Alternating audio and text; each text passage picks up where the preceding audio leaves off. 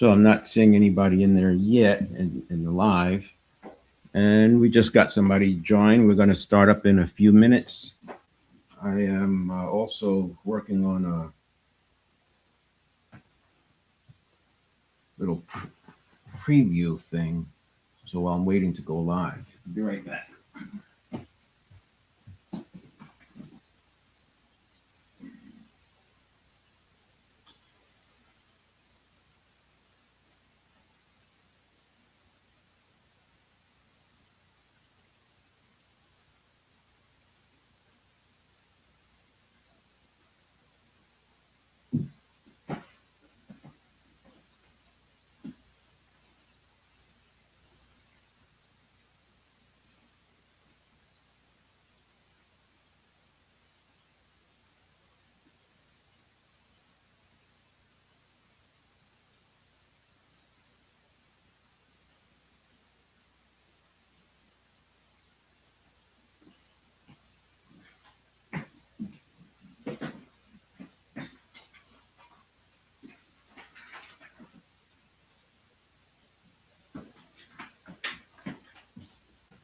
All right, all right. We got a few people joining in. Let's see. I've got one person's joined, so I'll start here in a few minutes. I'm actually going live on multiple platforms. This is a pilot, and I am testing out a few things, so I'm pushing the envelope a little bit. Hopefully, there won't be any issues. I did one yesterday as a dry run. This one is an actual live, and we'll see what's going on. So I'm also streaming to Facebook and not to LinkedIn, but Facebook and YouTube. I have specific channels that have to do with neuroplasticity. And I'm not really doing replays of these, but the idea is if it works out, I'll go live each week. I'm waiting for people to join. Meanwhile, I've got a little project I'm doing, so I ask you to La Unique Boutique. And by the way, if you have any comments, questions, you can put them in the chat. I'm looking at the chat right now, and I'll see that come up, and I'll answer them as I go. So periodically, I'll be able to look over there and just to see comments and questions. And then I don't think there's going to be time allowed, but if someone wants to come on stage, I can do that as well. So what is going on here? Okay. So now if let's see, is that going to play?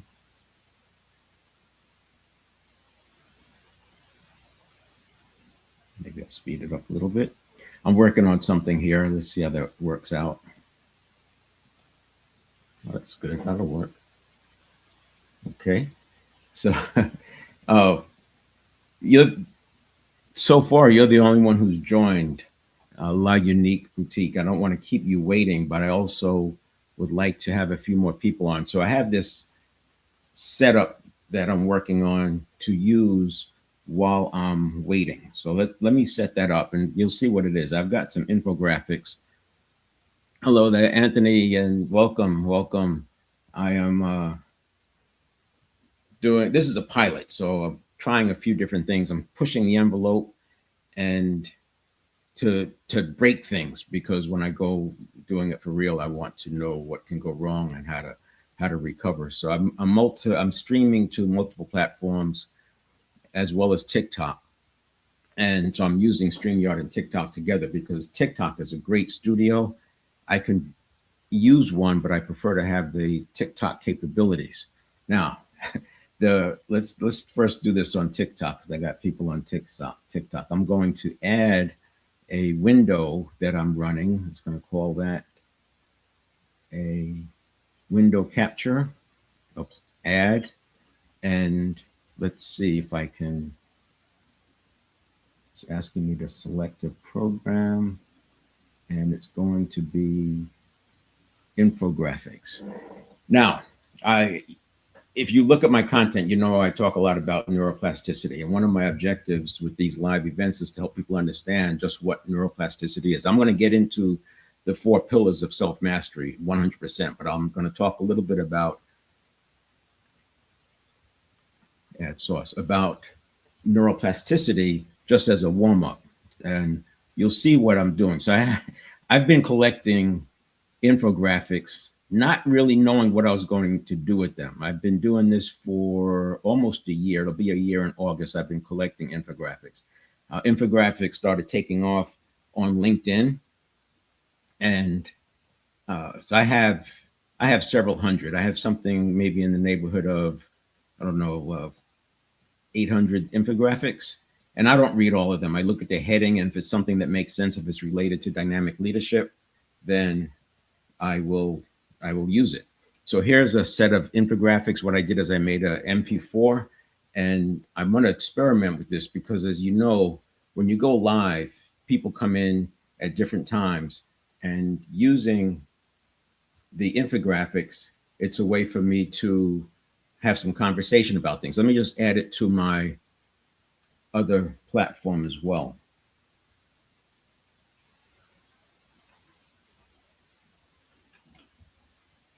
So we need to add presenter, and we're going to do share screen. Like I said, I'm not in a position to do these. Can I not share another screen here?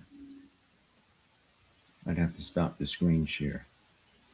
So let's do that. Let's stop that screen share and start a new screen share. And that one's going to be my infographics.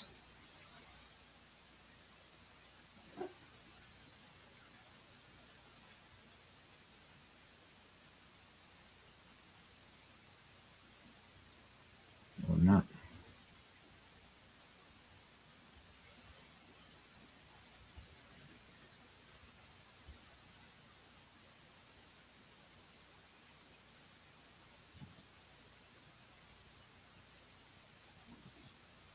There. All right. So what we're doing is this. I'm going to scroll through these. I did not look at them in advance. I just know that they have to do with emotional intelligence or leadership. And I'm trying this out. So if I just stop one, I'm just going to pause it and then look at it and tell you what's going on with respect to neuroplasticity, because the point is to help people understand that neuroplasticity is not what you think it is. It's not more mindset stuff. It's not positive thinking stuff. It's literally a breakthrough, and because of the brain imaging that's been available to us since about late 80s and 90s is when it started. We recognized that it's not a subconscious mind, but it's a brain. So you pause before reacting. Now, what I'm going to do with this is, do I have sound? Yeah. What I'm going to do with this is talk about neuroplasticity and dynamic leadership. Dynamic leadership is leadership with applied neuroplasticity. It picks up where emotional intelligence left off. So where emotional intelligence was about regulating after the fact, dynamic leadership is modulating, intercepting, modulating, and regulating inside the habit pattern, inside that automaticity, that first 600 milliseconds. So it says you pause before reacting. Now, most people have learned this. They've heard this. You have to pause. But the pause, if you consider what's going on with with the network of neurons, that first 600 milliseconds, you're often running with a trigger, and it's very difficult to pause because it's like a freight train. How do you pause that freight train? Meaning the subconscious, the conscious mind has a reaction time of about a half a second. That early half second, that first half second, the network of neurons, the subconscious is busy working, trying to figure out what this means and have some meaning to it, applies cognitive biases and all that. And then it hands it off to the conscious mind. And now you're triggered. So how do you pause when you're triggered? That's what we do with the first 600 milliseconds, the 1 second model, which I'll cover during the 4 pillars of self mastery. You make people feel heard. I'm also doing a series on listening. There's actually proof that the speaker's brain changes. It lights up differently when there's good listening. Hold on a second.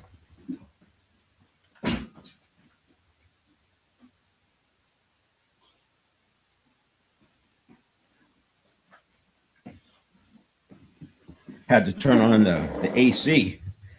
Uh, it actually, people's brains actually light up differently when you're listening to them. So listening is powerful. There's a back in 1980s. I went. This is when we had bookstores. That's all there was. You go to bookstore to find your books because there was no Google. And I remember wanting to get a book on listening, and there were shelves and shelves and shelves in the communication section, which is what you did. You went to the self improvement, the communication, the leadership section, or wherever, and you look for the book, the titles. And sometimes you could say, well, this one has like 8 books there, so that's a good sign because that means the bookstore is selling them and they have a larger inventory, just stuff like that. And going to leadership and communication, I found one book on listening out of close to 1,000 books on communicating. All the books were about how to speak so people listen, talk so people hear you, all this how talk, and very little on listening. Now, and so that was less than 0.1% in that particular bookstore, and it's in Washington, D.C., an area known for high education level. It was near the Capitol, late 80s. Now it's about 1 out of 7. So if you went to go, now you can do it with electronics, but I had AI look at what's the percentage of books on listening relative to speaking in the communication area. And it's roughly 1 in 7. So it's a little bit, but that's dealing with topics. If you look at pure books, it's still in single digits. It's like 6 or 7%. Point being, listening is very important, and we've got to do a better job of that. I'm not going to stay on this one because that's an easy one. It's all emotional intelligence. I'm going to run through this. Well, let's see. They stay composed under pressure, choosing calm over chaos. So I use neuroplasticity and dynamic leadership not to stay calm, not to suppress anxiety. I use neuroplasticity to condition in the right kind of interception, modulation, and regulation, all happening inside that first 600 milliseconds. So we build in the conditioning at the same automaticity level that people are experiencing life. This is well before the conscious mind. The conscious mind takes a half a second. Now, that may not seem long, but if you consider the subconscious, the network of neurons is processing at 11 million bits per second, and the conscious mind processes at only 50 bits per second. You can see what's going on.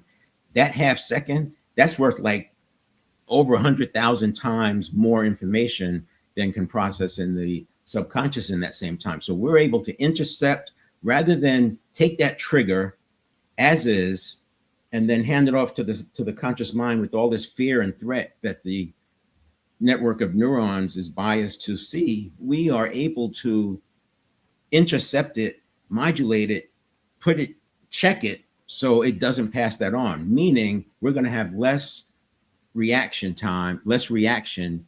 We're going to have less reactivity, less triggering events. And that's just one little example. And I just took one off of this. So again, this is all just top of mind. I'm just scrolling down and I'm picking one. They listen to understand. I was already talking about that one.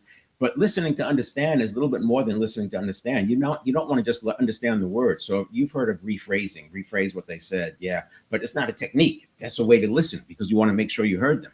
But there's another level of listening. And you listen for what they didn't say. You're listening for the emotion behind it. And so after you say, so if I hear you correctly, what you're saying is that you don't know why I'm talking about this stuff when the thing is four pillars of self-mastery. I can understand what you're saying about that. But now I'm going to listen to the meaning behind it. What's the emotion behind it? And maybe the emotion is I'm in a hurry, get to the point. And then I can reflect that back. So then I say, yeah, I can understand that you're interested in why this makes sense. I also recognize you're probably very busy. I'm intuiting, I'm inferring what I think I'm hearing from that person, and they'll correct me if I'm wrong. So you can say, wow, that must be frustrating. And you've seen people do this. That's really, that must have been frustrating. They're listening not just for the words, but they're listening for the emotion behind it. So I wanted to just do this as a way for me to warm up my voice, but I don't want to keep you folks who are already here waiting. We're going to switch back over to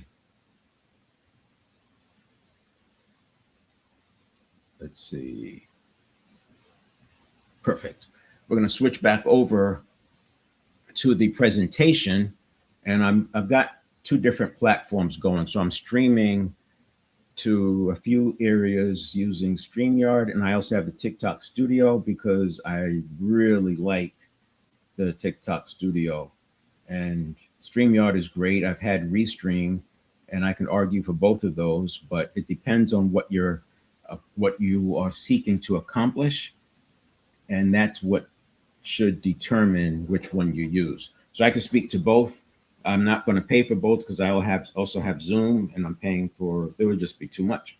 Now, what we're talking about today is the 4 pillars of self-mastery, self-mastery masterclass.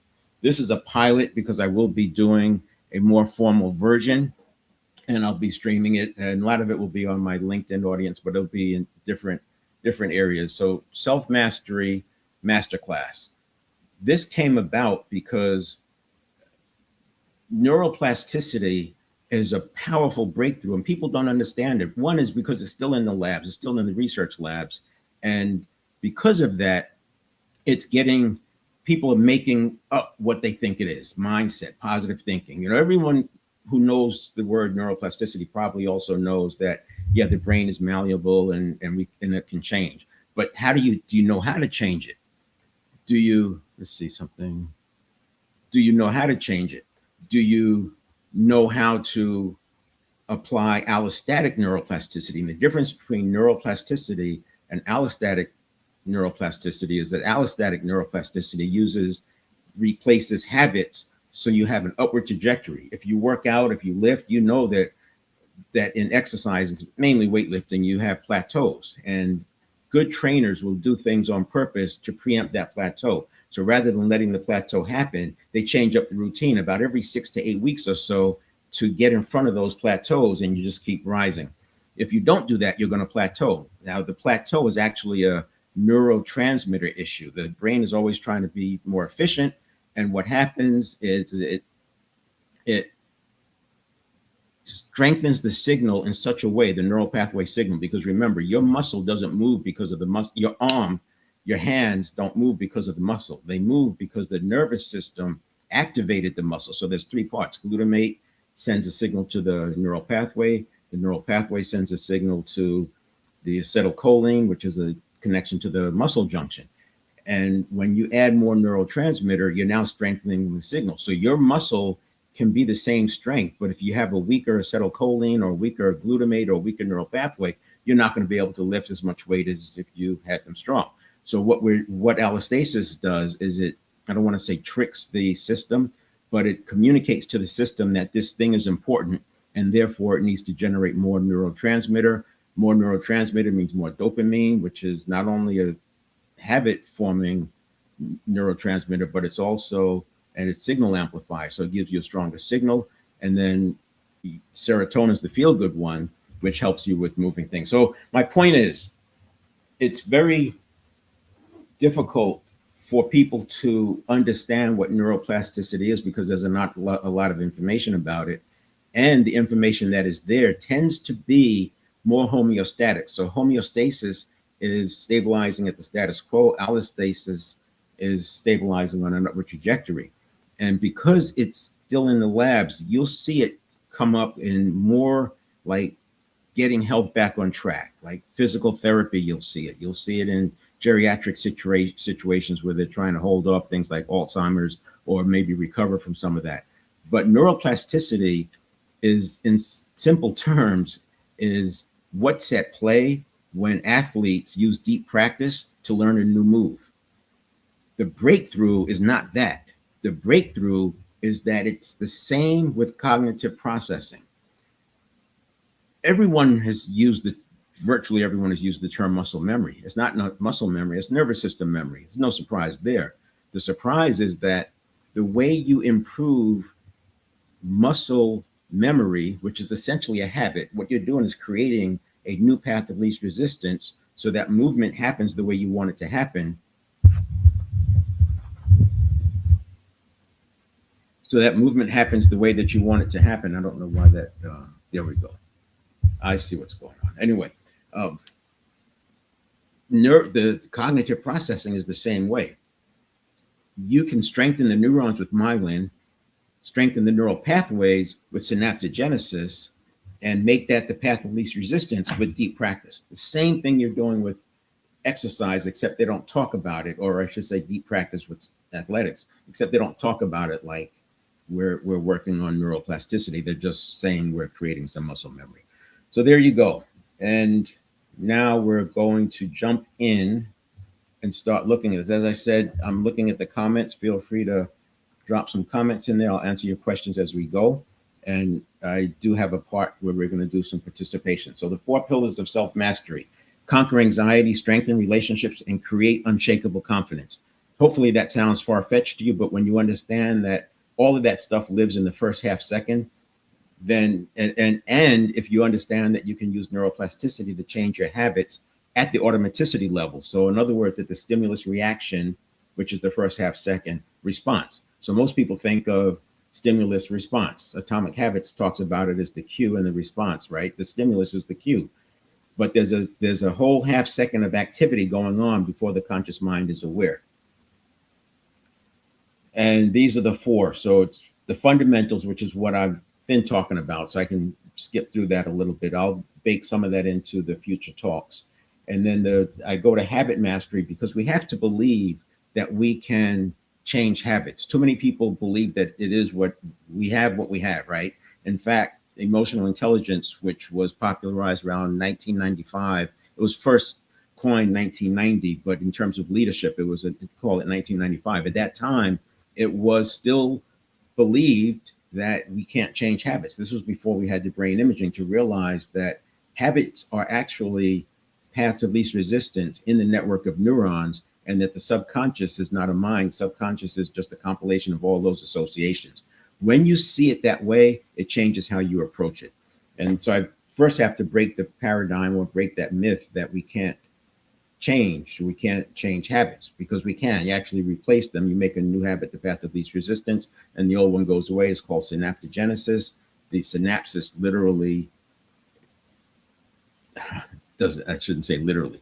It's like the synapses dries up for the dormant neural pathways and goes to the active ones. The active is more like pruning. So the brain is efficient. Synapses has a high metabolic load. So rather than generating excess neurotransmitter, this is why allostasis is what it is, the brain is always pruning unused neural pathways. So if you are involved in any kind of seasonal sport, skating, skiing, snowboarding, biking, anything like that, you'll notice basketball, you feel a little awkward the first day out for the season. It only takes 1 or 2 days for it to activate. When you go to a physical therapist and they talk about we have to activate the stabilizer muscles, I've always thought it was the muscles. So when I'm out skiing the first day, I always thought, oh, my stabilizer muscles have to build up. Now I realize it's not the muscles. They were already there. It's the neural pathways had to get synapses in them. That's why it only takes a day. You're not building a muscle in a day. By the 3rd day, my skiing is not that far off from where it was, or snowboarding from where it was the prior season, because the neural pathways got activated. Then we get into state mastery, because state mastery, most people's habit problems stem from an inability to manage their state. And the reason why managing your state is so hard is because stimulus hits and we react. And once you're reacting, it's late. And then the last one is performance hygiene. There's some things that we have to stop doing and some things that we have to start doing. And performance hygiene gets into that. So a lot of times if I'm starting with the client, the first thing I do is we set up the exit ramp. Because if there's resistance factors in there, I need to get rid of those resistance factors before I can build on the empowerment catalyst, because they won't be able to receive the empowerment catalysts if they've got too many resistance factors. Now, the 4 pillars of self-mastery, and some of this I may have already said, so we're just going to roll with it. Most people over 40 think they've tried everything, and that what they have is it. That's what I just shared with you. The answer to the question, what would you do if you knew you couldn't fail? I'd like you to think about that. Just if you want to put it in the chat, fine, it's great. I'll comment on it.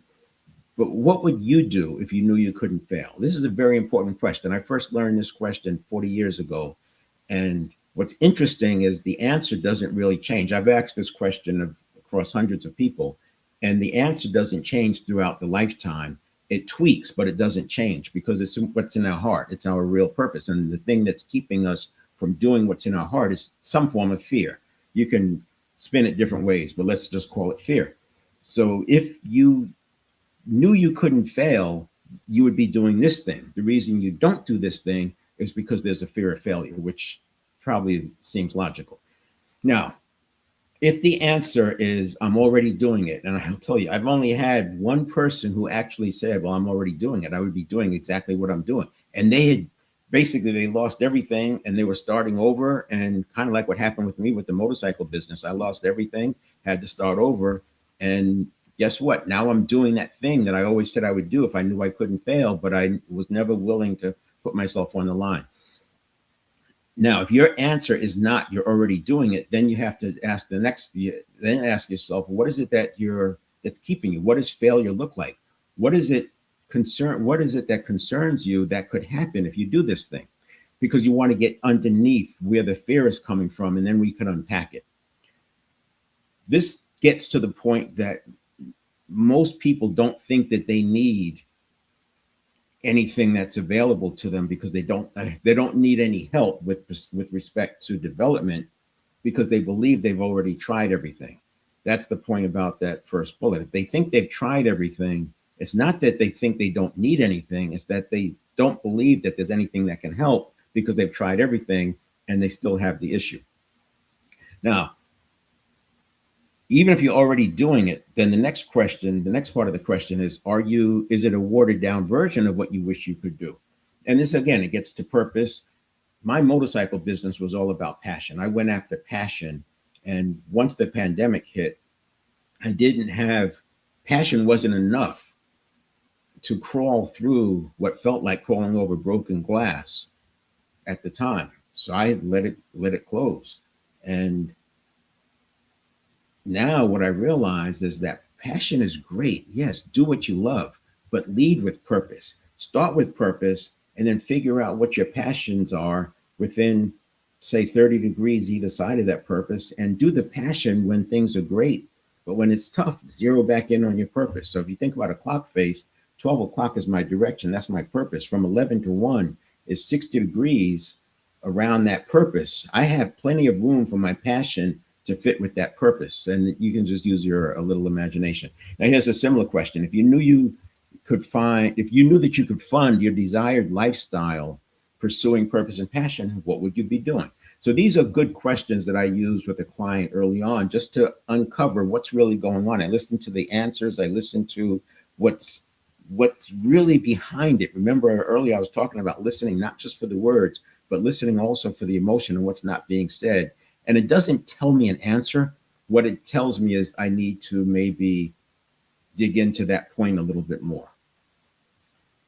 Now, here's this thing. It's the Yerkes-Dodson law. It's called the inverted U. It's around since 1910. And by the way, I talk about things that were available 100 years ago because in the context of our brain, a 300,000-year-old brain, roughly, right? You can argue it's 1 million, you could argue it's 100,000, but 300,000 is a safe number.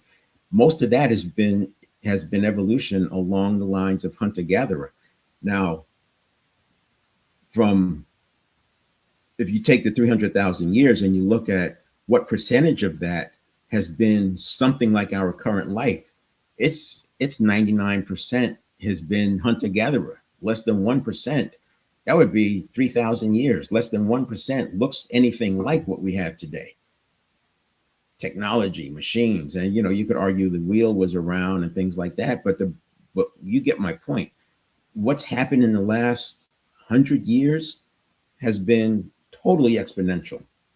And now AI has taken us even to another level. So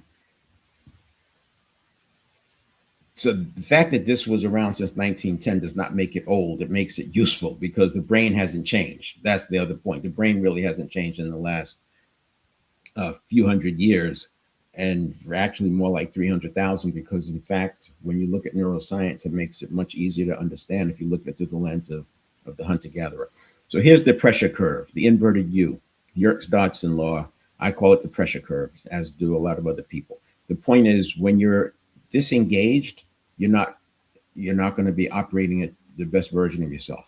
When you have too much, The challenge is too much pressure, overwhelm. You get the cognitive narrowing. This is when you see people go into the red mist. If you're looking at police officers stopping somebody, you can see both of those people go into this overwhelm mode. And what we want to do is manage our environment so we're in this optimal pressure range. Now, how do you do that? Well, you have to have agency over yourself, but more importantly, you have to have rapid recovery so that when things hit you from the outside, you're you're able to get back on track quickly. Recovery is more important than trying to be calm all the time. That's why I talk about the first half second. That first half second, anything can hit you. The point is we can't be ready for every single thing, but you can be ready for anything. You don't know what things are coming, but you know there are going to be things that are going to throw you off course. And we also know that those things are probably not tigers, which means we don't have to respond like it's a tiger. And then we have uh, if you get outside the optimal pressure, you have unpredictable results. Others' actions change your results, which is why I'm into recovery and reset very quickly. I'll get more into that in a few minutes. And then uncertainty causes a lack of confidence. So I'm coming back to this point about what would you do if you knew you couldn't fail? There's reasons why people are afraid of failing because it's too easy to get hijacked by something outside of us and we can't control what's outside of us. That's why I'm talking about this curve, and we use dynamic leadership so you can modulate, you can intercept, modulate, and regulate all inside the first 600 milliseconds so that you're optimizing your capabilities, the optimal pressure. Now, here's this should resonate with people. We have the this is your comfort zone. You're moving along. It's very difficult to break out of that comfort zone. Because above the comfort zone is it's like a barrier. So every breakthrough is preceded by some form of confusion because you have to let go of old beliefs. The things that are keeping you down are the stories, the habit patterns, bad experiences. It could be getting bullied, discrimination. It could be good experiences. You could have some experiences that are so good that you just don't ever want to do anything different. We see athletes who have superstitions like that. They have to wear the same socks each time. Those are all limitations. And if they don't wear the lucky socks, then they have a bad day and they blame it on the fact that they didn't have the lucky socks. The point is, when you try to cross this barrier, Joe Dispenza talks about something similar with crossing the river. You get this cognitive dissonance that happens. That cognitive dissonance occurs when you are activating neuroplasticity. Now, you could fall below this comfort zone, and then we have to get back on track, and that causes anxiety. When you're above the comfort zone, you feel something similar, but now it might be excitement, but excitement and energy and excitement and anxiety have a similar signature. So it's very easy to misjudge it as anxiety. When I'm working with the client, one of the things I'll tell them all the time, you will have this brain fog feeling, this cognitive dissonance, and it's neuroplasticity in action, but it's almost like changing the wheels on a car while it's moving. When you go to sleep, the neuroplasticity is able to focus on it, on activation. Neuroplasticity happens. You wake up the next day. You start looking at your life like that. When more so when you're doing something new, because when you're doing something that you've been doing all along, your habits don't need to change. You're using the same habits. This is more about going for a quest that's new for you. As people go for that new quest, the neuroplasticity has to occur because they're letting go of things that they once thought were true, or they're doing things that they thought were impossible.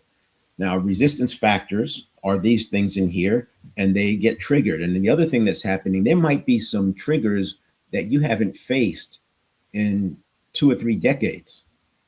And you don't know what's going to happen when those things hit. And we've all seen it. People are going along and things are fine. And next thing they get this major problem gets triggered, and they could fall into what looks like trauma because they've protected themselves from it for so long. So we start going into this range, it gets difficult. I'm not talking about mental health. I don't do mental health, but it is something that happens. I'll call it little t.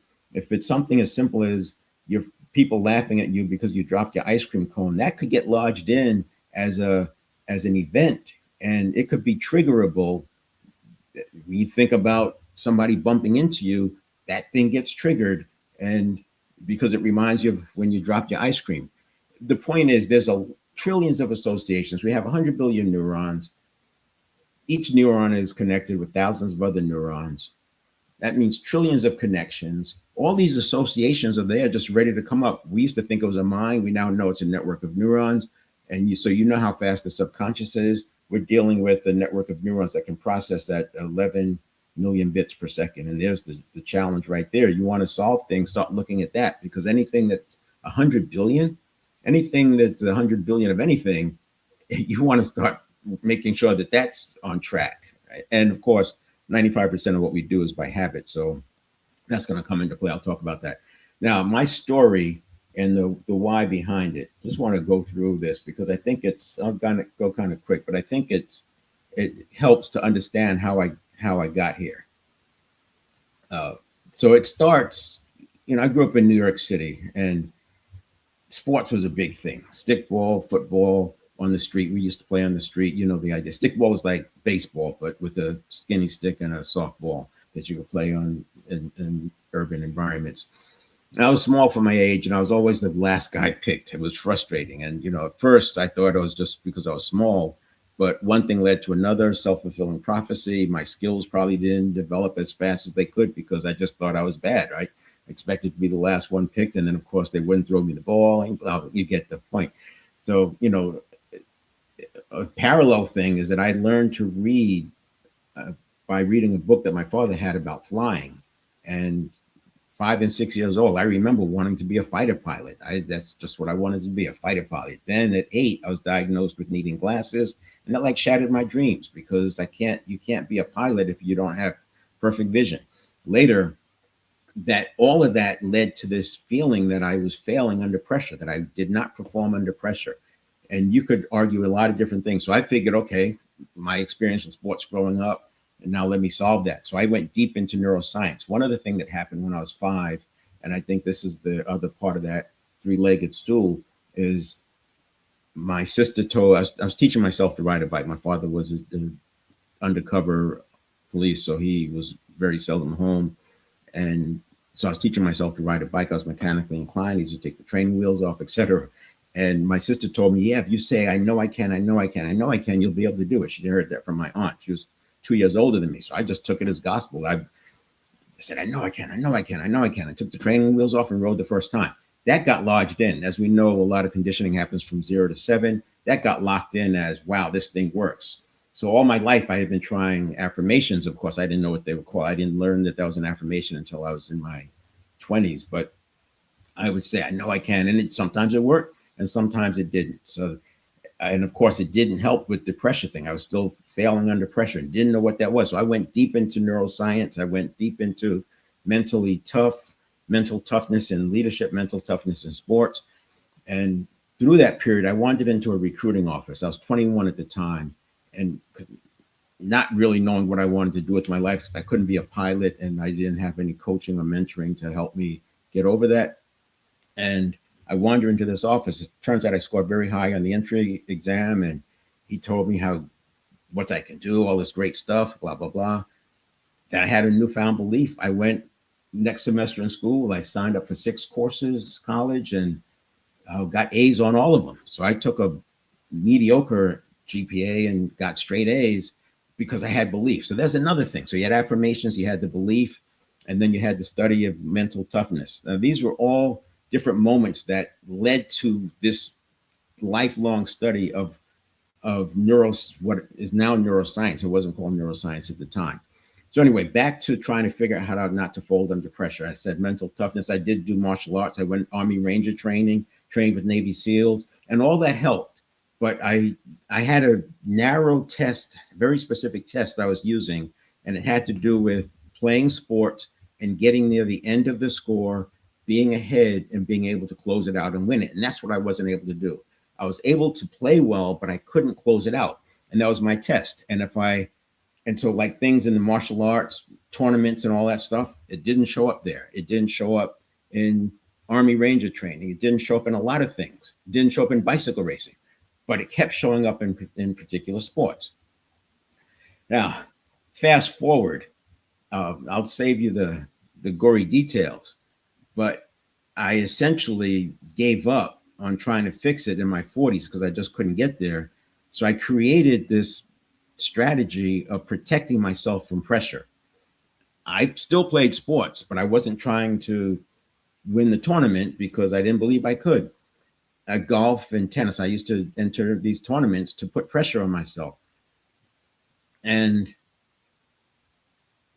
I created a strategy for business where I always protected myself. In other words, I always operated from a position of strength, and it worked until it didn't.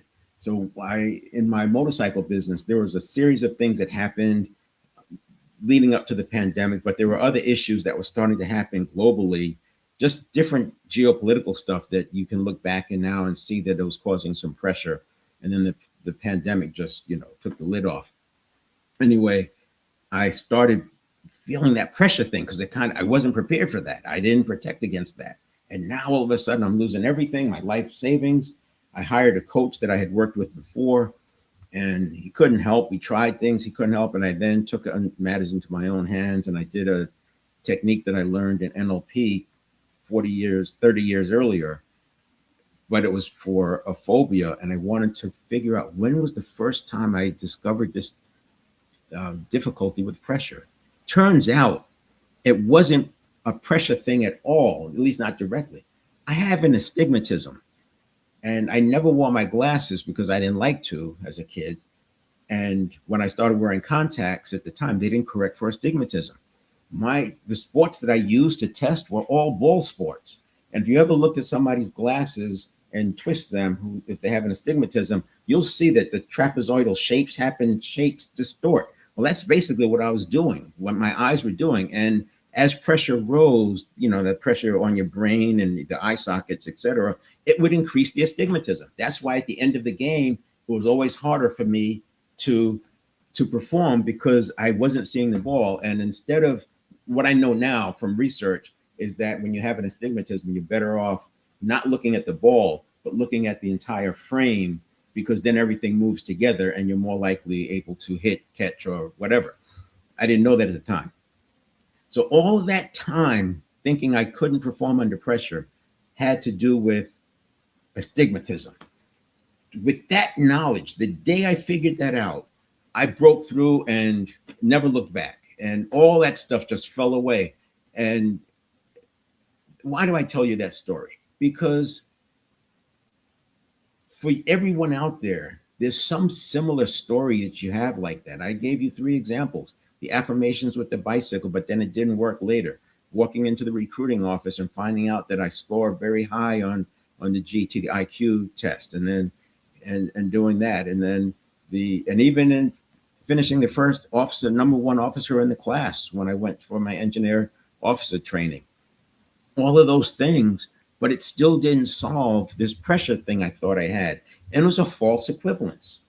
So how many opportunities did I turn my back on because I didn't think I could do it? You see, that's the point here. So we want to break through that. Now, looking back, I know how to do it with neuroplasticity. And that's why I'm telling you that neuroplasticity is bigger than the breakthrough that you thought it was. Now, the first pillar, fundamentals of cognitive performance, and I've already touched on a lot of them, so I don't have to spend a lot of time, but the subconscious is not, these are the fundamentals. You have to sort of understand these and believe them at least to the end of the presentation for it to work. Because if you don't believe that these things are possible, so this is what I do with the client. First thing we do, we've got to get a level set on this. And at some level, they have to believe directionally. And then I can work on it once I get it directional. But if they don't believe that, if they can't even get to the point that it's a network of neurons and not a mind, then it's really not worth it, because it's a fight uphill all the time, because they're letting their network of neurons dictate what they believe and what they think, and that's not useful. So the subconscious is not a mind; it's a network of associations fueled by neurons that form passive least resistance, aka habit patterns, and they're formed because of myelin. And myelin is something that happens through deep practice. We've seen it with athletics, and that's what muscle memory is. It's actually nervous system memory, and it's nerves that are wrapped with myelin. It works the same way with cognitive processing, because your associations that are coming up are the associations that are on the path of least resistance. You can change your identity. You can regulate your emotions in real time, and you can eliminate reactivity.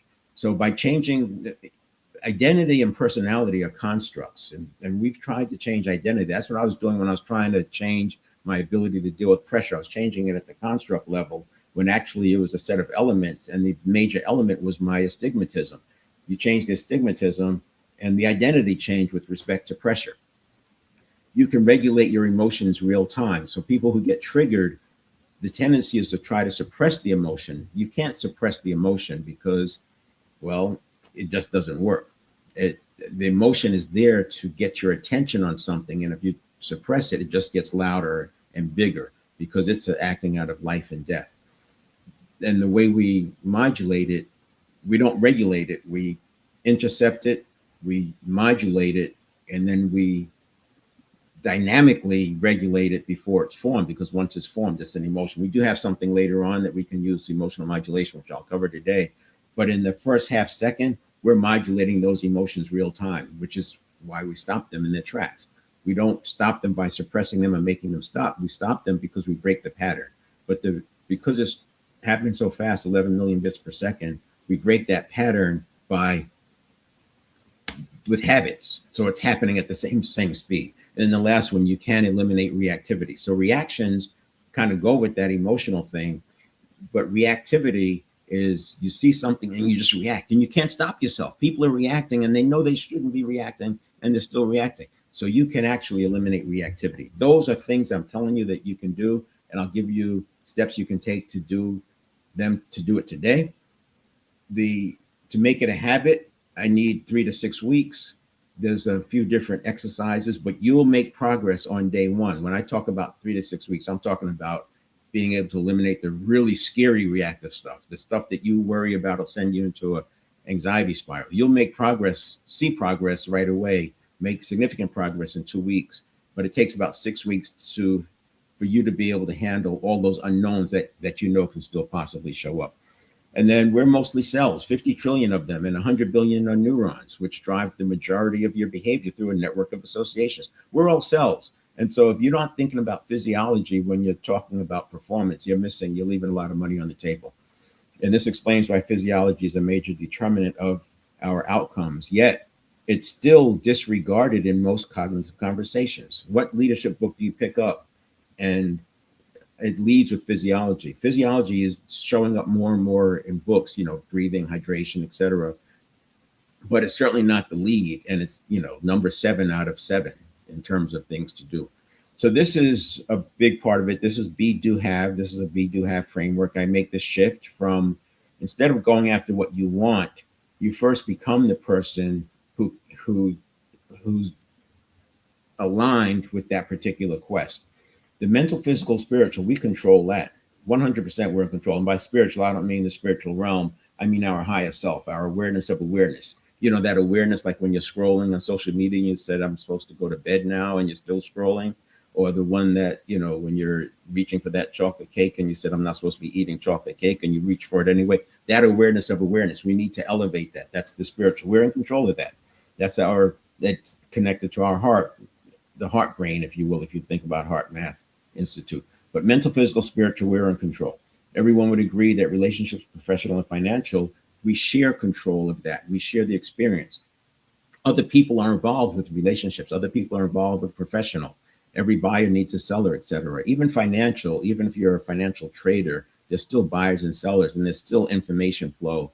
And you're investing in something, and that something at some point is being touched with people. So anyway, we don't control these the way we control these. This is our agency, and we use our agency to show up as the best version of ourselves, so we're more likely to get the things that we want over here. The emotional is also in our control, but I call it the gateway to the right side, because this is the first area that we could easily get hijacked. When you fix this and then you're pursuing your quest, you have buttons, which is why I spent the time talking about the reactivity piece. You have buttons that people can push, whether on purpose or unintentionally, and next thing you know, you're hijacked. The second big area is relationships. And so here we fix this with emotional modulation inside the 600 milliseconds and outside in the stimulus reaction response cycles. This we fix with the performance hygiene, because we have to make sure that there's no relationship wounds that are in place that are likely to trip you up and then throw you off course. And then you're ready to deal with the professional financial. Now, most people want to do more. I'm telling you, there's enough studies showing that when you focus, and now that we know that it's not a mind, it's a network of neurons, when you focus on one thing, you're more likely to achieve much more. I can tell you stories and stories about that.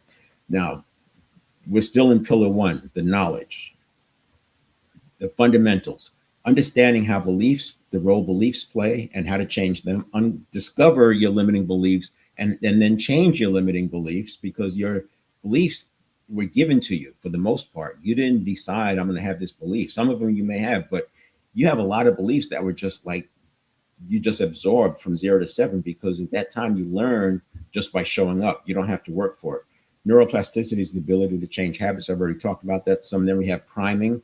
Priming is much more powerful than you can ever imagine. And it's not what's more powerful in priming, is what shows up first. So when they do these different experiments and they first will leave with the question about ethnicity, or then they'll change and leave with the question about gender, whichever one they lead with is the one that takes hold in terms of priming. And I don't want to go into detail, but you've heard you can imagine the different kinds of studies that they've used, but it's what comes up first. So even though you have a very important thing like a vision board, if you get primed with something small, but it comes first, then all bets are off, and we've experienced that. Then mindset, most people know the importance of a growth mindset, but I would tell you what's even more important than understanding fixed and growth mindset is being able to get back to a growth mindset instantaneously. And I literally mean instantaneously, in milliseconds, not in minutes and hours, but in milliseconds. And that's why dynamic leadership is about leading based on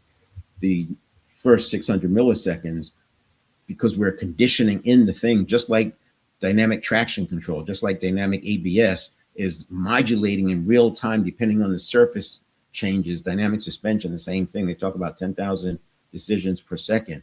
It's constantly adjusting based on the inputs coming in. That's what dynamic leadership is about. And we use neuroplasticity to build the habits so that it works. So that's the first pillar. You have to have some basic understanding. Second pillar is habit mastery. Again, I've alluded to a lot of this. There's 3 types of habits to address. Behavioral habits, and those will fall away. Let me tell you, when you, and this is not going to happen, for most people, probably won't happen instantaneously. But once you get a handle on what we're talking about today, and you're starting to activate it, you will find that your behavioral habits fall away with just a decision.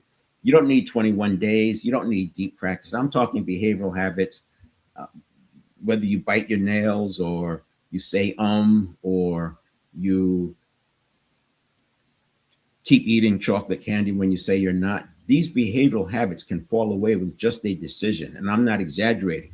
Maybe not on day one, maybe not after this workshop, but once you get a handle on how this works and you've integrated it into your system, because now you're in command of your neuroplasticity. The subconscious is no longer running the show. Your higher self is running the show.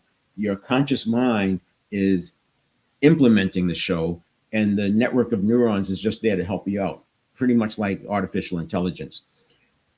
So those are behavioral habits. We don't really have to spend time on behavioral habits. What we have to do is spend time on agency. You have to have agency in personal leadership, and that's what makes them fall away right away.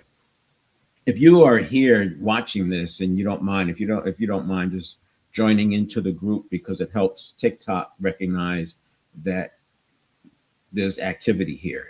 I've gotten messages. I just started going live Saturday. I've only gone live a few times on TikTok, but it turns out that if there's not activity, then I get this message and I have to put a puzzle together and just try to avoid that, because apparently they're monitoring what kind of activity is going on. So anyway, so there's the next set of habits is reactive habits. Also put comments in the chat. I've got the chat right there. And if I see comments come up, I will stop and answer those. And the same thing, if you're not on TikTok, but you're on one of the platforms, the same thing, I will see your comments come in and we'll respond. Reactive habits are the next ones. These are the more difficult one, more difficult than behavioral. And it takes more than just a decision, because you're reacting to external things, but at the extreme, you're reacting to your internal. So there's one thing to react to an external. you get an email that's really, really bad news. And the first thing you know, your heart sinks, you feel that sensation in your gut, and it's, oh man. That was a reaction to an external stimulus.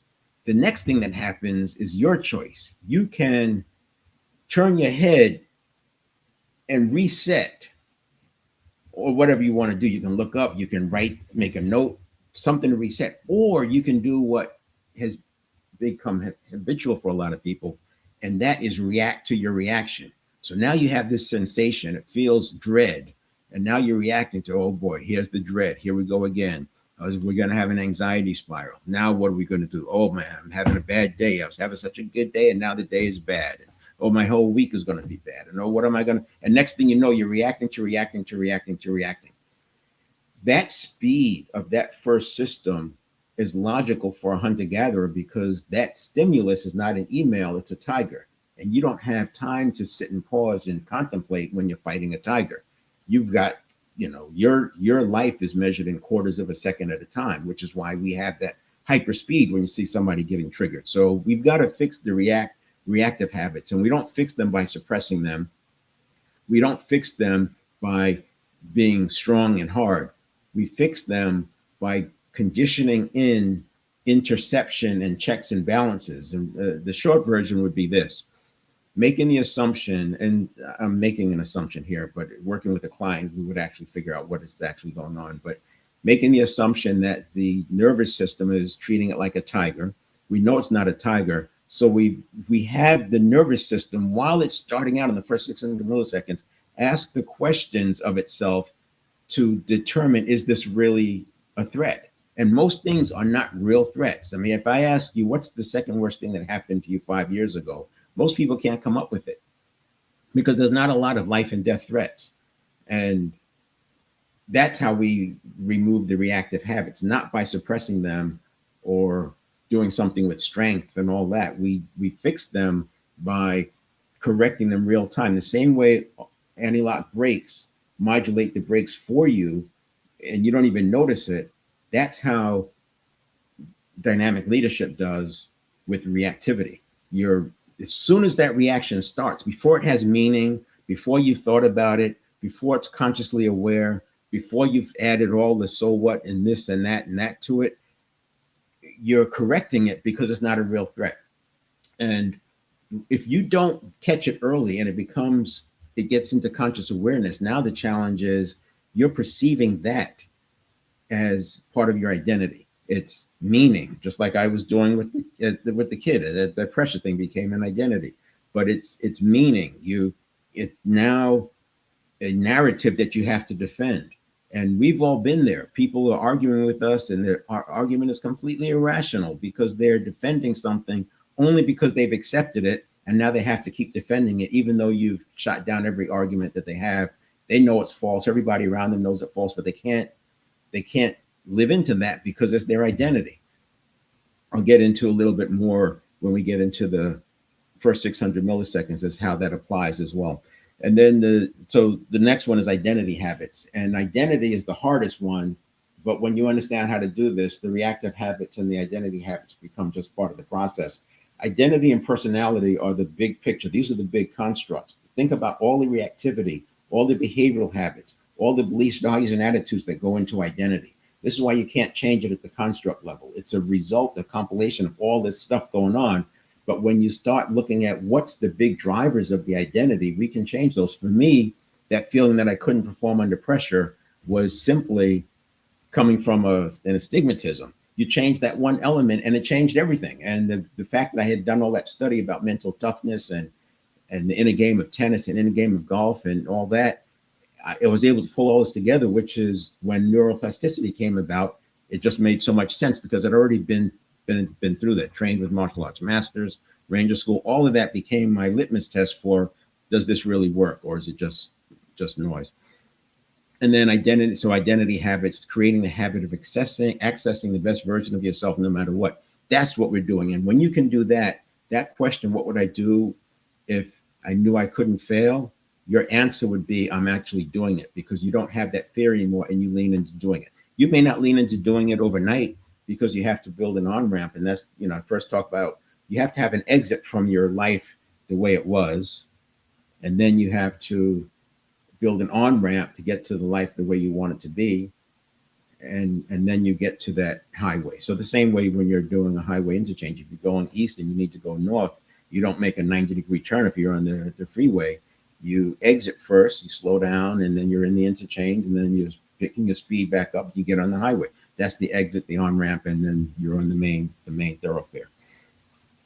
This is that first 600 milliseconds. I won't spend a lot of time on here, uh, but this is the reason I call it 600 milliseconds. It's a half second reaction time for the conscious mind. And I do have to put the caveat here from a neuroscience standpoint, it's not this clean and tidy. It's very loopy. It's feedback loops constantly going through here. Remember, 11 million bits per second. So there's a lot of processing going on, but this is the way to understand it because there is initial detection. And by the way, the reason it's 600 milliseconds and not 500 milliseconds when I talk about it being a half second is because there's about 100 milliseconds of pre-listening.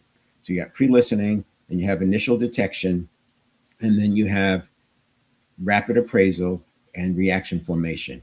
Each one of these 2/10ths of a second, there's different strategies that apply. So I have a couple of dozen models, frameworks, and architectures that are designed to intervene with these to establish the neuroplasticity. Everybody doesn't need all 26. We only need 2 or 3 that work for that person. But the reason I have 26 is because anytime I run into a person who's having a lot of trouble, then I create a model or framework because I want to be able to teach it to other coaches. The reason why we use models and frameworks is because the conscious mind side processes words, the network of neurons side processes signals. So it's hard to explain it and teach it, but I can use frameworks. So in the beginning, we have readiness, and I put an example, perpetual question. Everyone has a perpetual question. Some of us, our perpetual question acts like a resistance factor. Am I safe? Am I going to be okay? Well, I wonder what bad thing's going to happen today. So day's going pretty good so far. I wonder what's going to happen next. It can't continue. It's too good to be true. Whatever. And other people have a more empowering perpetual question. How can I take advantage of this? What's coming my way today? Where's the opportunity in the stuff that happens to me today? Whatever it is, right? So we can change our perpetual question. That's preemptive priming. Then we have initial detection. And this is where the positivity, it's the positivity exercise, but what it is, it's the interception, dynamic interception, because the network of neurons, aka subconscious, perceives the majority of stimuli as threats, as a threat. So we have to reset that because we know there's not thousands of tigers running around in our environment. So we don't really need to be thinking about tigers. And it's almost like we condition in, it's not a tiger, so therefore you don't need to stress out. But I do it differently. And that takes about 6 weeks, 2 weeks to see it make a difference, 4 weeks to be applicable. And then by 6 weeks, you don't get triggered anymore. And you still have the ability, if it really is a tiger, you'll do the right thing. Then we have rapid appraisal. And in between these two is where your cognitive biases kick in. And when I first started going down this path of wanting to resolve some of this, I was looking at cognitive biases, and I came up with 36 of them that impact that get in the way of our success. And I initially thought that I was going to have answers for the different cognitive biases. Turns out you just have it's a signal, and that signal has a signature, and when that signature hits, we just discount it, but we condition it in. This is not conscious awareness. It's not information. You're not going to get this by me telling you. It's actually doing the practice so that that signal no longer means so much because it's just a cognitive bias. It's like confirmation bias. That confirmation bias gets people to do things that they shouldn't be doing, and you don't want that to happen. So the signal gets discounted. And this is where I talk about dynamic modulation. We're literally modulating as we go. And then here, reaction formation, we're getting towards the end of that half second where it's going to be handed off to the conscious mind as a response, as a recommended response. And here we can fire a pre-trained anchor. We can anchor in where you take a deep breath. You can anchor in a blissful state, like if you meditate, you can anchor that state that you're meditating. You can anchor that state. And so when you get triggered, if it gets past if it gets past the interception, it gets past the modulation, you still have an opportunity to catch it here by conditioning in that state. So when you feel that sensation, you also trigger that calm state that you have when you're meditating. The third pillar, so that was the second pillar, habit mastery. And the purpose of that is to make it clear that we can change habits, behavioral, reactive, identity. Just by separating them and recognizing what you're working on, you'll start making progress. But you can apply neuroplasticity in each step. And then the third pillar, state mastery. This is the big one because state mastery is how you avoid getting triggered. It's not that you stop triggering, it's just the triggers don't bother you anymore because your system recognizes that it's not a tiger. And the other thing with state mastery is it's proven that heart rate variability is correlated with willpower. So the more heart rate variability you have, the more willpower you're going to have. And if you think about it, how willpower wanes throughout the day, discipline wanes throughout the day, and you think about decision fatigue, the more heart rate variability you have, the more willpower you're going to have throughout the day. Willpower still wanes, it's still a limit. And that's why we do things with neuroplasticity in the first half a second and not worry about willpower. Or reserve willpower for those things where we need it. But the point is, if you want to have a dashboard for your state, look at coherence and heart rate variability. And heart rate variability is not the rate of your heartbeat, it's the space between the heartbeats. So the more variability you have between the beats. So if you have a heart rate of 60 beats per minute, that's roughly every second. But if we were measuring it, it's not going to be a second between every beat. You're going to have 0.8 of a second, and then you're going to have 1.2 seconds, and 1.6, 1.4 seconds, and maybe 0.6 seconds. And it's going to be back and forth because as we're breathing in, it's one rate, and then as we breathe out, it's another rate. But if you're stressed and you're triggered and you're just like freaking out, you're not going to have variability because your heart's beating as fast as it can beat, and every single space is the same. And that's low heart rate variability, and there's a correlation with that in low coherence. Low coherence means more rigidity and chaos. More rigidity and chaos means fixed mindset and scattered thinking. And that's why coherence and heart rate variability is important as a dashboard item for your state. Now, cell behavior is like human behavior. There's two configurations for cells: protection from toxicity and pursuing nutrients and growth. And cells only have one or the other. They don't do both. Either they're pursuing nutrients and growth or they're protecting from toxicity. You can start to see parallels when you look at the research from the Heart Math Institute. They showed how when you're constantly holding things in, when you're resenting, when you are dealing, you could say it another way, in fight or flight, long periods in fight or flight, you can see why there's health problems that come from that. I'm not practicing medicine here, I'm not practicing mental health, but it doesn't take a rocket scientist to see that things are fractal. Humans are like the cells. And if you keep your cells in protective mode and they're not getting nutrients and growth, there's 50 trillion cells. What's going to happen if they're being malnourished? Life is fractal. So what's true for the cell is true for yourself. And coaches know that people don't create greatness out of fear. When they're in fear mode, they don't create greatness. People may be inspired more when they're in fear, but long term, it's not a strategy. You cannot perform at your best when you're stressed, and hence why I started with the pressure curve, because the pressure curve, in my view, is context for why we want to apply neuroplasticity. Now, that was oh, you know what? Let me just jump back to here because I didn't do this.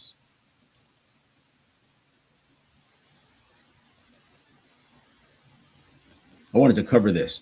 The 4 layers of reactivity. Internal threat, that's something that's not real.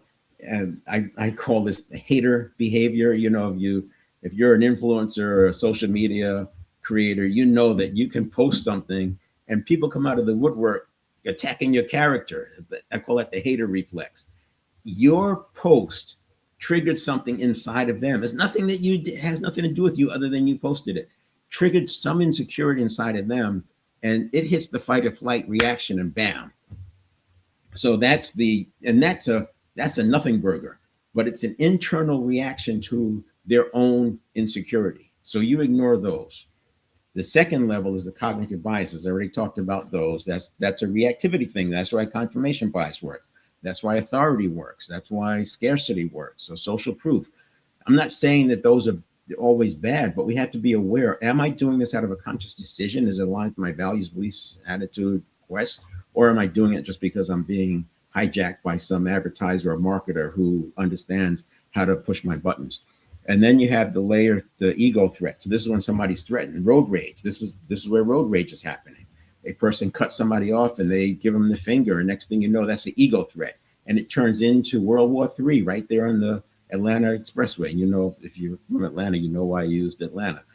Uh, and then we have the phobia lockout. Now, we don't really see phobia problems in business, but when people crash out, that's essentially what's going on. There's so much fear and they're reacting to internal reactions, and it's happening so fast, there's no conscious engagement. So those are the four layers of reactivity, and we'll stop all of them.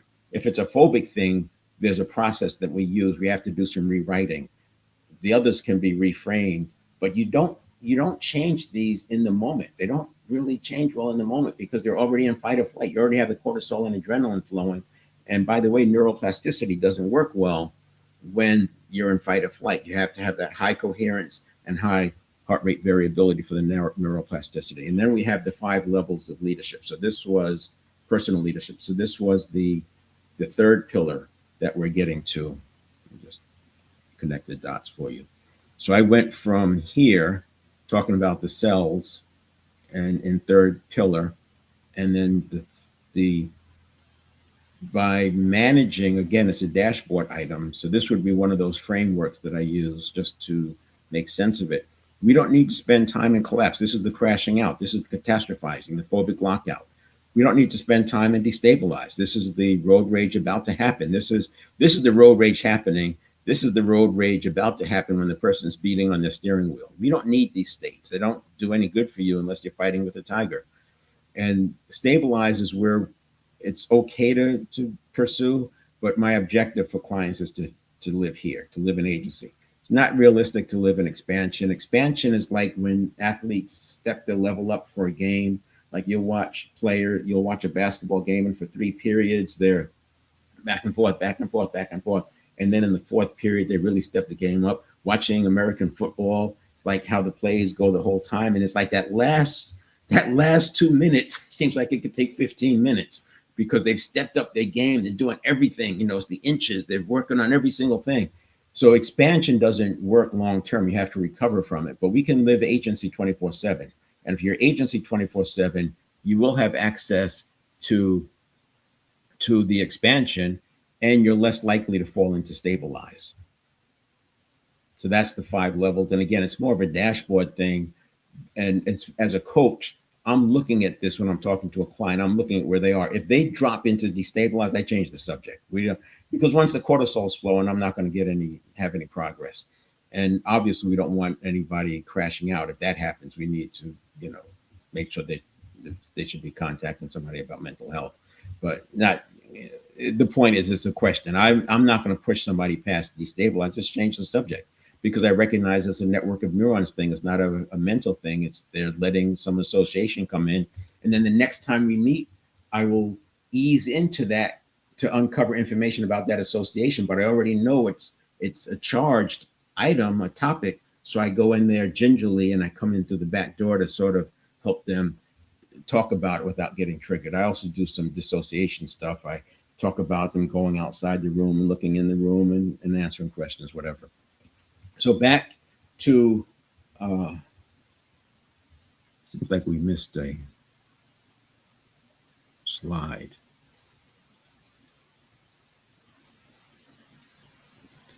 No, we'll do here. So I'm going to change these slides around. All right, so I have a 7-step reset. Step 1, Step 2 is the coherence. We talked about having the fundamentals. Fundamentals have to be in place. We keep running laps around these. We'll get better and better and better.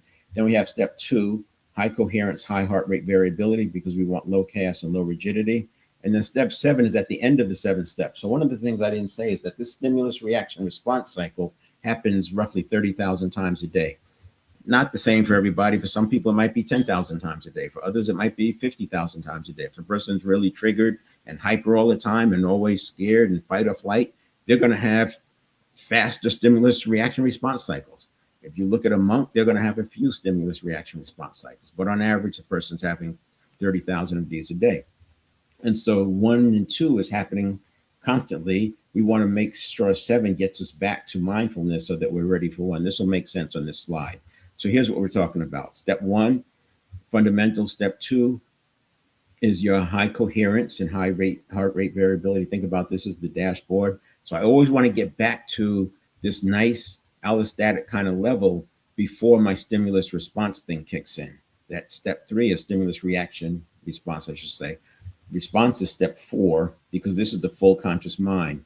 There is some response here, but it's more about the handoff to the conscious mind. This is the real conscious mind decision making that happens. And then we have step 5 is emotional modulation. And emotional modulation is you have 1 to 90 seconds. It happens over a period of 1 to 90 seconds because emotion, as you've heard, is emotion, energy in motion. And we need to get that modulated before it becomes a neurobiological event. If we don't get the emotion modulated, it turns into a feeling, which is a neurobiological or chemical. And then it's also accessible as an association. And so we have to do 2 things. One, we have to unpack a lot of those past emotional hurts. So we process them using emotional modulation. And that's on some of the exit stuff, right? That's removing resistance factors. But then for new emotional charges that come in, we modulate them in that 90-second period. And then we have the action, which is do it, delay it, delegate it, discard it. You take some action. And the reason I have it there is because if you're doing this 30,000 times a day, then we need to get ready. And you're not going to always have 10 minutes to do the action. Sometimes you're going to delay it. You're going to make a note and do it later. You might say, I'm going to go to artificial intelligence, or I'm going to delegate it.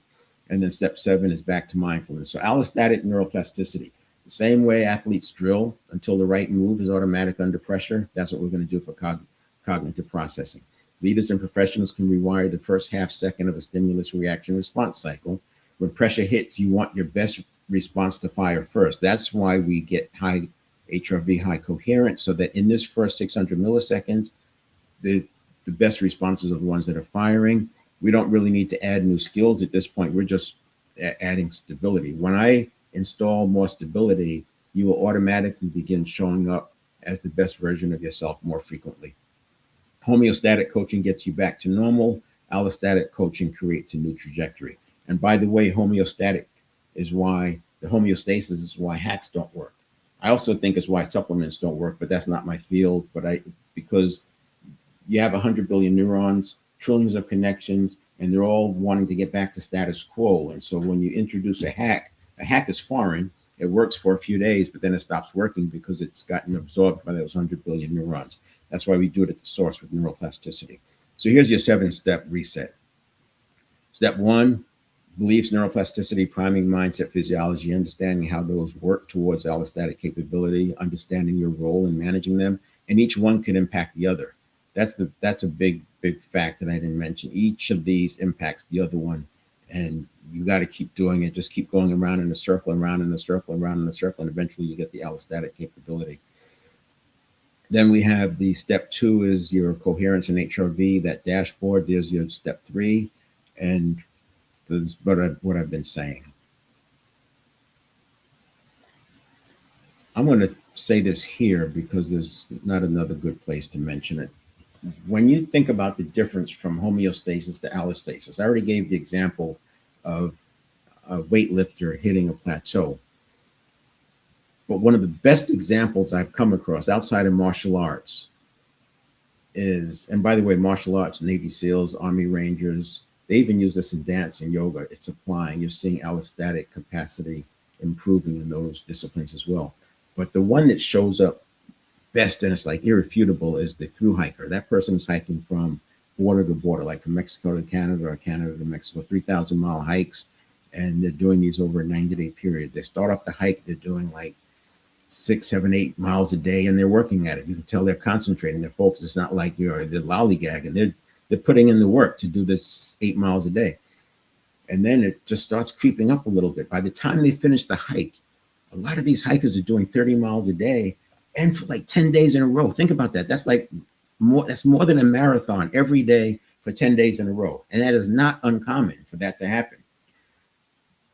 The people who make it that way, that far, they've allowed the increases to come naturally. And that's that allostatic capability that we're talking about. The central nervous system in the brain is always trying to predict how much demand is coming. And when it underpredicts, when it's wrong on the low side, it adds more neurotransmitter. Neurotransmitter, as I said, amplifies your signal because the dopamine makes you feel good, which enables you to push a little harder. But you're also building neurotransmitter in the glutamate and the acetylcholine, which is better for the physical action, but it also works the same way with cognitive processing. But that through hiker is a good visual. And if you read Great by Choice by Jim Collins, the 20-mile march, same thing. Every day you do 20 miles. Whether it's good or bad weather, you do 20 miles. You always do your 20 miles. You don't do more miles when the days are good. You don't do fewer miles when it's a snowstorm. They were talking about a Antarctica expedition. Now, the fourth pillar, the performance hygiene, and I put these in order so they get progressively harder, but the remove resistance factors and add empowerment catalysts. And the reason why I do the performance hygiene is because there are people who can teach this stuff. They know it all, but they may not do it with neuroplasticity. They're doing it with mindset and manifestation, and by the way, I do some segments that I explain that all of that mindset, manifestation, vibration, energetics, all that stuff can be explained with neuroplasticity. I'm not knocking it, but I'm just telling them neuroplasticity is the source. Those other things are directly going after it. But people can teach this stuff. And then I watch them crash out because somebody hurt their feelings. And when you dig into it, this person may have hurt their feelings, but it triggered an old wound. It triggered some pain from before. And so if you start with nutrition, you have to have good nutrition. It limits oxidative waste. Now, you know that no matter what you eat, your body's going to get what it needs out of it. But what they don't tell you is that the cleaner you're eating, the less oxidative waste you have. The less oxidative waste, the less toxicity and inflammation. The less toxicity and inflammation, the less likely you're going to have other problems because your cells are not protecting themselves from toxicity. So we want to eat clean so we don't have the oxidative waste. And if you are getting more oxidative waste, you need to do more movement so you're getting a lymphatic fluid movement because the lymphatic fluid doesn't have a pump. It needs you to move, and you have to move your upper body and your lower body. I think that's why martial arts, they always did jumping jacks. It's got to be one of the best exercises. Military too, one of the best exercises for lymphatic fluid. Hydration, same thing. If you get dehydrated, your body starts going into fight or flight.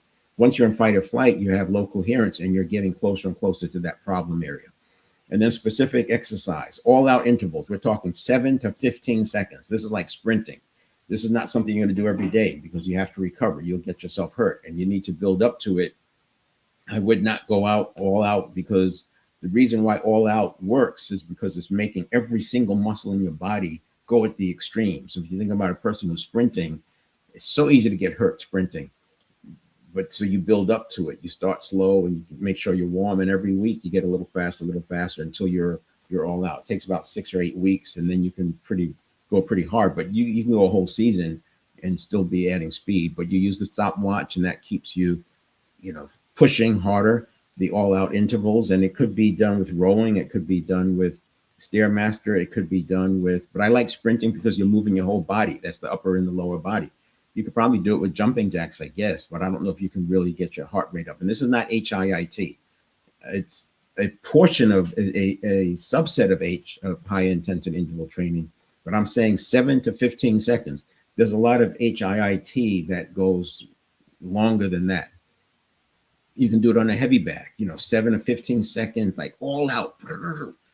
I like sprinting. I like footwork drills. I like footwork drills uphill. And footwork drills uphill give you almost the same benefit as sprinting, but without the difficulty of recovery. I can do footwork drills every second or third day and not need the recovery because you're not hurting yourself like you are potentially hurting yourself.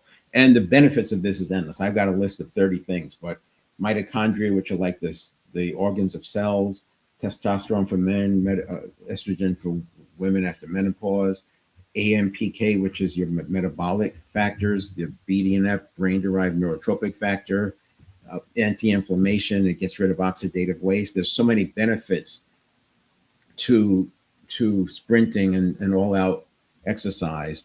It becomes a major empowerment catalyst. Forgiveness, that's closing those doors to these random hijacks. That's what I was referring to. People have it together, but then somebody says a word to them and they're crashing out because it's not because that person said the word, it's because that word triggered something from much earlier in their life, and that's the challenge that they're having.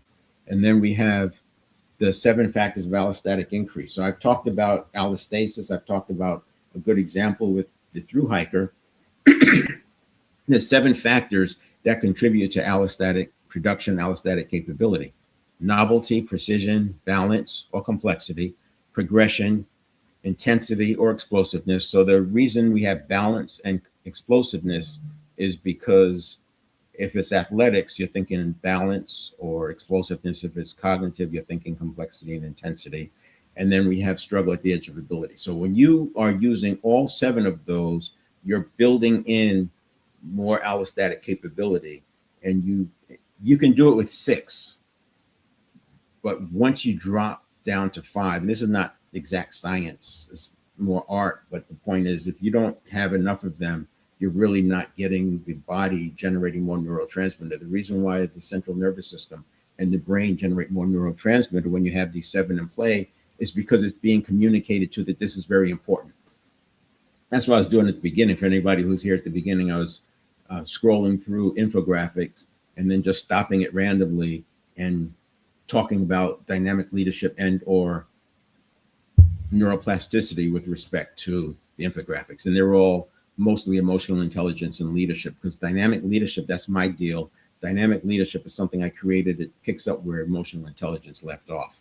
And that's why I do that into infographics, but it's communicating to my system that it's important.